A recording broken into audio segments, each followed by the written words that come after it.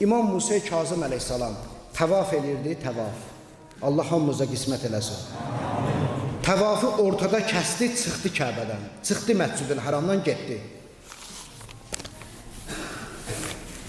Əzizlər bilirlər, bir halda icazə var təvafı yarımçıq qoymağa. O da dəstəmaz. Çünki təvafın hökmü namaz kimidir. Dəstəmaz olmasa təvaf batildir, namazda kimi. Əlbəttə, bunda təfsilatı var. Əgər yarıdan keçmisənsə, 4-cü dövr eləyirsənsə, o zaman dəstəmaz alıb gəlib davam eləməyə icazə verilir. Yoxsa 3-də və yaxud aşağıdasansa, 1-ci, 2-ci şotundadırsa, dövr eləməyindədirsə, o zaman gərək təzdən başlayasan. Nəysə, o təfsilatı şəriət. Yaxşı.